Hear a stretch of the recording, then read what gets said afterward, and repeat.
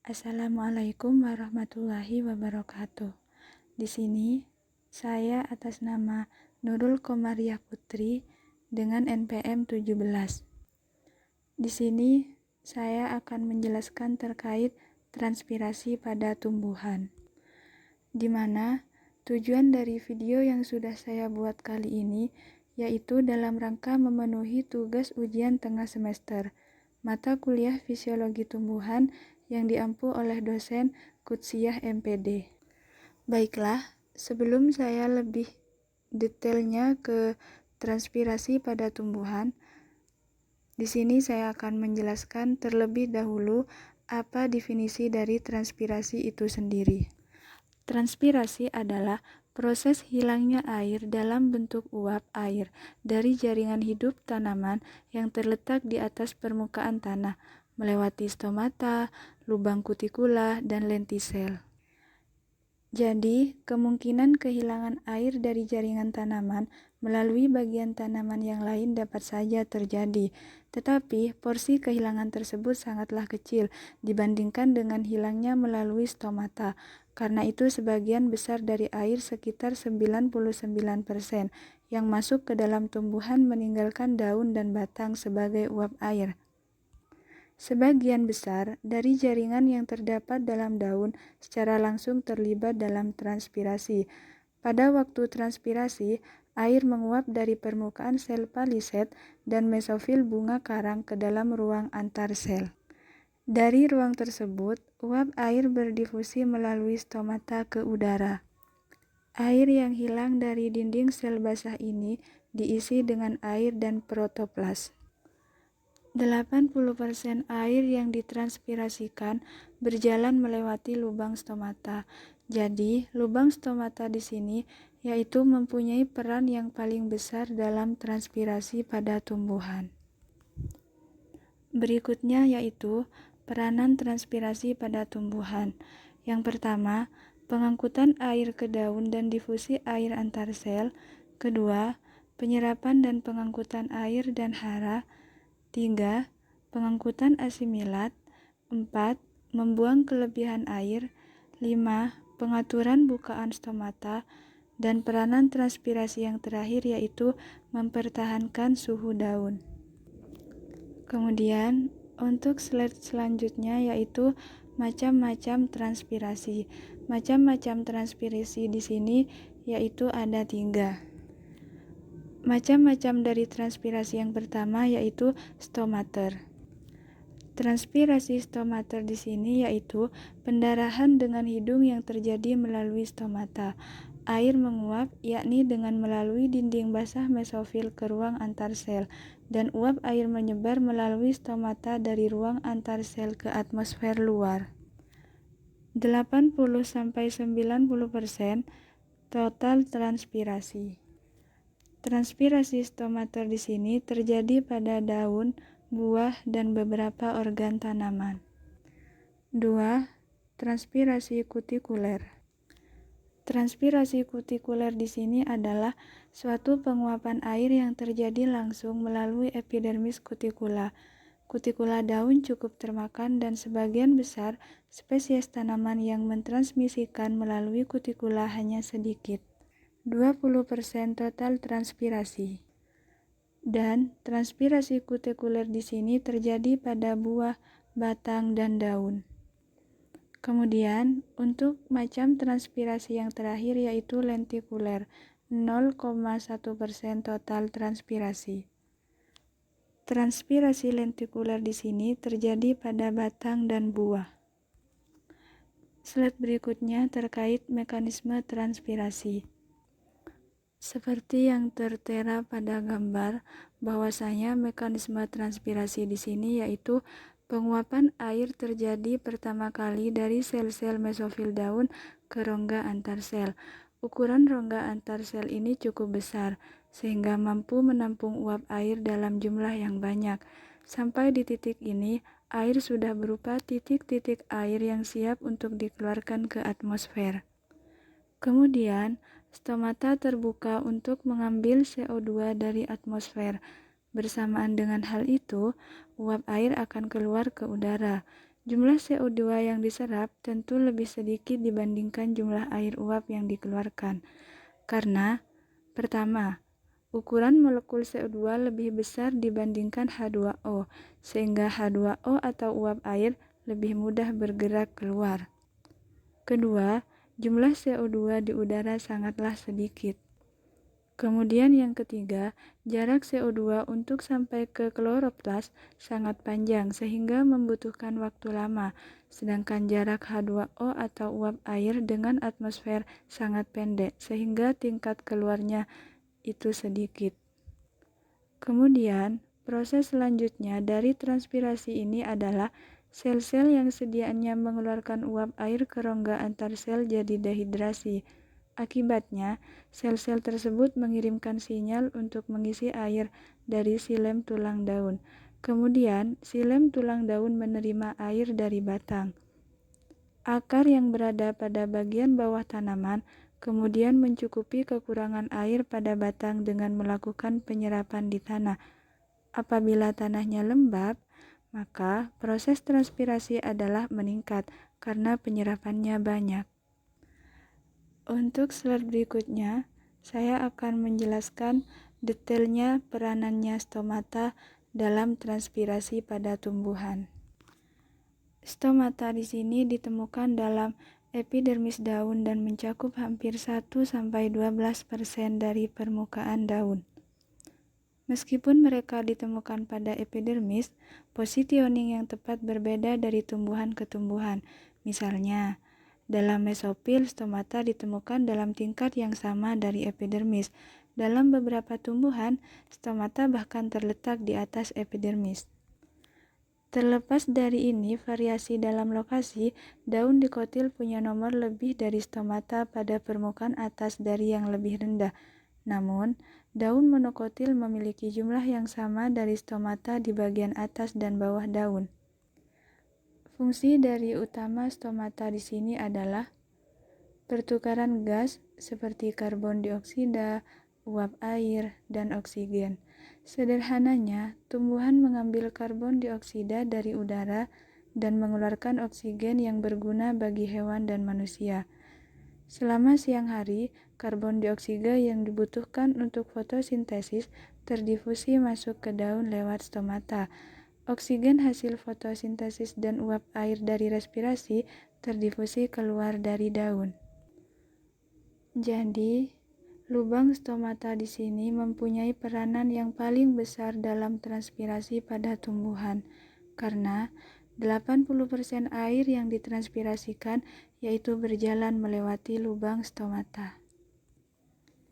Berikutnya yaitu ada perbedaan dari transpirasi dengan evaporasi. Perbedaan yang pertama, jika transpirasi yaitu proses fisiologis atau fisika yang termodifikasi, maka evaporasi di sini yaitu suatu proses fisika murni. 2. Jika transpirasi diatur oleh bukaan stomata, maka evaporasi di sini tidak diatur oleh bukaan stomata. 3. Jika transpirasi diatur beberapa macam tekanan, maka evaporasi di sini tidak diatur oleh tekanan. 4. Jika transpirasi terjadi di jaringan hidup, maka evaporasi tidak terbatas pada jaringan hidup. Dan untuk perbedaan transpirasi dengan evaporasi yang terakhir yaitu, jika transpirasi permukaan sel basah, maka evaporasi di sini yaitu permukaan yang menjalankannya menjadi kering. Kemudian, seperti yang sudah saya tempelkan pada tabel berikutnya, yaitu gambar tentang mekanisme transpirasi dan evaporasi.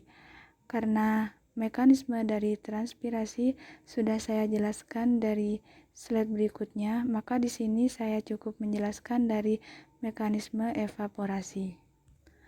Mekanisme evaporasi di sini dimulai dengan cairan pada molekul yang memperoleh energi yang cukup untuk melakukan perubahan wujud atau menguap.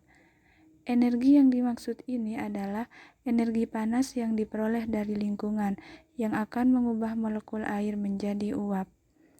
Proses evaporasi kerap terjadi pada permukaan cairan, namun pada kenyataannya evaporasi juga dapat terjadi pada tubuh atau substansi yang bervolume. Saat penguapan sudah terjadi, maka tekanan uap ini akan jadi lebih rendah dari hasil tekanan atmosfer di sekitarnya. Hal inilah yang dikenal dengan istilah kondensasi. Kondensasi ini pada dasarnya adalah kebalikan dari proses terjadinya penguapan.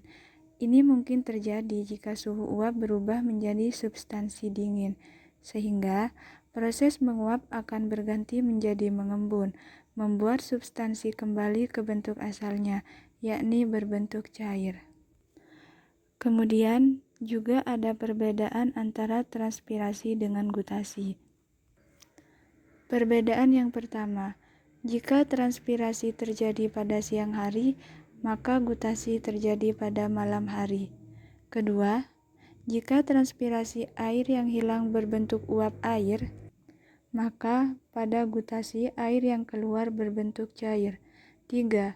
Jika transpirasi yang dilepaskan uap air murni, maka gutasi cairan yang mengandung solut seperti gula dan garam.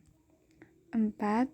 Jika transpirasi terjadi melewati stomata, lubang kutikula, dan lentisel, maka gutasi di sini yaitu melewati hidatoda. Dan untuk perbedaan transpirasi dengan gutasi yang terakhir yaitu transpirasi terkendali oleh bukaan stomata, sedangkan gutasi di sini yaitu tidak terkendali oleh apapun. Untuk slide berikutnya yaitu ada gambar yang membedakan antara transpirasi tumbuhan dan gutasi tumbuhan. Namun, karena transpirasi tumbuhan, mekanismenya sudah saya jelaskan di slide sebelumnya, maka di sini saya cukup menjelaskan mekanisme dari gutasi tumbuhan saja. Mekanisme gutasi di sini yaitu di mana tanah dibanjiri air hujan dan kelembapan tinggi di atmosfer. Sistem akar tumbuhan menyerap kelebihan air. Akibatnya, tekanan hidrostatik berkembang di akar yang memaksa air naik. Oleh karena itu, air yang melibatkan komponen sel terlarut lainnya dipaksa keluar dari silem yang ada di jaringan epitema. Akibatnya, stomata yang diisi dengan air dipaksa keluar oleh tekanan akar. Cairan dipaksa keluar dari pori-pori di mana stomata tidak memberikan perlawanan. Mentransfer sel juga dapat membantu dalam pengambilan mineral dari elemen silem dan rahasia bersamaan dengan air. Kemudian, untuk perbedaan yang pertama, transpirasi terjadi pada siang hari karena stomata pada transpirasi pada malam hari yaitu ditutup. Ketika tanah memiliki kadar air yang tinggi, air masuk ke akar karena potensi air dari akar kurang daripada tanah. Air terakumulasi di pabrik dan menghasilkan tekanan akar kecil. Tekanan akar ini memaksa air keluar melalui ujung daun. Kemudian, hidatoda di sini atau kelenjar air akan membentuk tetesan. Berikutnya yaitu ada besarnya air yang tertranspirasi. Di sini, sebagian besar air yang diserap tanaman yaitu akan ditranspirasikan. Misalnya, contoh, tanaman jagung. Dari 100% air yang diserap, 0,09% untuk menyusun tubuh, 0,01% untuk bereaksi, dan 98,9% untuk ditranspirasikan. Proses daya angkut air yang disebabkan oleh transpirasi disebut daya isap daun. Daya isap daun di sini akan menyebabkan uap air keluar dan kemudian mengambil air dari bagian lain. Air kemudian bergerak kembali dari akar hingga ke daun dan selanjutnya dibuang lagi ke udara. Untuk slide berikutnya yaitu ada gambar terkait kondisi air tanah. Kondisi air tanah di sini berbeda-beda sesuai dengan cuaca dan suhunya. Kondisi air tanah di sini pertama ada zona jenuh air, kedua kapasitas lapangan, 3 zona air kapiler, 4 titik layu permanen, dan yang kelima yaitu zona layu permanen. Slide berikutnya yaitu terkait penghambatan transpirasi. Ketika transpirasi di sini terjadi penghambatan, maka yang pertama akan terjadi meningkatnya kelembapan udara. 98-100% ideal mencegah transpirasi. 90% ideal untuk buah dan 65-70% ideal untuk bawang merah. Penghambatan transpirasi yang kedua yaitu akan terjadi pencegahan kerusakan fisik. Pertama, mencegah terbukanya jaringan, dan yang kedua, mencegah laju respirasi. Penghambatan transpirasi yang ketiga yaitu terjadinya penyimpanan suhu rendah, kecuali pada produk yang rentan chilling injury. Penghambatan transpirasi yang keempat yaitu terjadi pengaturan aliran udara, yaitu dengan mencegah respirasi sekaligus menghambat transpirasi. Penghambatan transpirasi yang kelima yaitu pengemasan. Pengemasan disinilah yang menghambat fisik. Untuk penghambatan transpirasi yang terakhir yaitu pelapisan. Pelapisan di sini juga sama seperti pengemasan, yaitu menghambat fisik. Slide berikutnya yaitu faktor-faktor yang mempengaruhi laju transpirasi, yaitu ada faktor lingkungan dan juga faktor tanaman. Faktor lingkungan di sini atau biasa disebut dengan faktor eksternal. Faktor eksternal yang pertama yaitu kelembapan udara, 2. Suhu, ketiga kecepatan angin, 4. Cahaya, 5. Tekanan udara, 6. Ketersediaan air tanah, dan faktor yang terakhir yaitu debu. Untuk faktor tanaman atau yang biasa disebut faktor internal, 1. Stomata, jumlah persatuan luas dan letak stomata, atau permukaan bawah atau atas daun, atau timbul atau tenggelam, atau waktu bukaan stomata, dan yang kedua yaitu daun. Dan posisinya di sini yaitu menghadap ke matahari secara langsung atau tidak.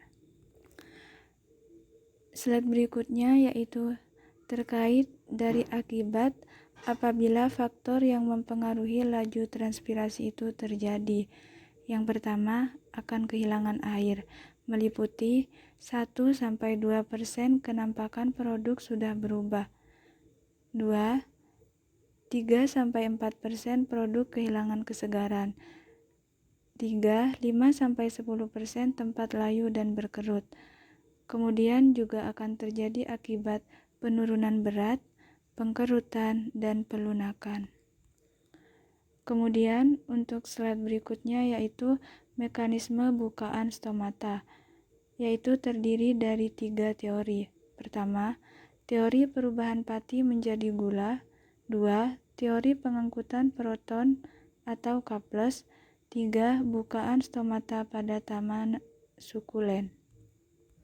Slide berikutnya akan menjelaskan terkait teori yang pertama, yaitu teori perubahan pati menjadi gula. Teori ini pada siang hari terjadi fotosintesis, CO2 akan diserap, kandungannya dalam ruang antar sel menurun, dan pH naik menjadi 7. Pati dalam sel penjaga terhidrolisis menjadi gula. Sel penjaga turun, kemudian turun endoosmosis di sel penjaga. Dinding sel penjaga tertekan ke arah keluar, sehingga stomata di sini menjadi terbuka. Untuk slide berikutnya yaitu teori yang kedua, yaitu teori pengangkutan proton atau K+. Teori ini pada siang hari, saat fotosintesis di sel penjaga terbentuk zat antara fotosintesis yaitu asam malat. kemudian dipecah menjadi H+ dan ion malat H+ keluar dari sel penjaga. Kedudukannya digantikan menjadi K+. Terjadi ikatan K+ dengan ion malat membentuk kalium malat. K+ malat masuk ke vakuola sel penjaga dan menurunkannya. Terjadi endoosmosis ke dalam sel penjaga. Sel penjaga naik dan dinding sel dari sel penjaga tertekan ke arah luar, sehingga stomata di sini juga membuka. Untuk yang ketiga, pada slide berikutnya yaitu bukaan stomata pada tanaman CAM. Tanaman CAM membentuk stomata malam hari. Pada malam hari, terjadi respirasi tidak sempurna karena diubah menjadi asam malat. Dari respirasi tersebut, CO2 tidak dilepaskan, tetap diikat pada pH tetap tinggi yaitu 7. Pati dalam sel penjaga dihidrolisis menjadi gulanya menurun. Terjadi endoosmosis. Sel penjaga naik dan dinding sel penjaga tertekan ke arah luar sehingga stomata di sini juga membuka. Kemudian di slide berikutnya yaitu terkait dampak negatif transpirasi. Transpirasi di sini akan dapat membahayakan tanaman jika lengas tanah terbatas. Penyerapan air tidak mampu mengimbangi laju transpirasi. Sel turun-menurun, tanaman layu, mati, dan hasil tanaman menurun. Yang kedua, yaitu sering terjadi di daerah kering. Perlu irigasi, meningkatkan lengas tanah pada kisaran layu tetap dan kapasitas lapangan. Kemudian, untuk penjelasan saya yang terakhir terkait transpirasi pada tumbuhan yaitu ada sebuah antitranspiran. Antitranspiran di sini adalah senyawa kimia yang diberikan kepada tanaman dengan tujuan untuk menurunkan laju transpirasi. Mekanisme kerja dari antitranspiran tersebut adalah melalui penutupan lubang stomata oleh partikel tertentu maupun dengan mendorong berlangsungnya mekanisme fisiologis yang menyebabkan stomata menutup. Dan harganya dari antitranspiran di sini sangatlah mahal. Itu pun dengan harga yang sangat mahal belum ada yang efektif untuk menurunkan laju transpirasi. Gambar dari antitranspiran sudah saya tempelkan di slide. Seperti yang bisa digambar, itulah contoh dari antitranspiran. Mungkin sekian dari saya penjelasan terkait transpirasi pada tumbuhan, di mana tugas video ini saya buat untuk memenuhi tugas ujian tengah semester. Kurang dan lebihnya saya minta maaf dan ucapkan terima kasih, karena saya sebagai manusia tidaklah lepas dari kesalahan dan dosa. Kita sebagai manusia tidaklah ada yang sempurna, karena kesempurnaan hanya milik Allah Sang Kholik semata. Sekian penjelasan dari saya atas nama Nurul Komariah Putri dengan NPM 17.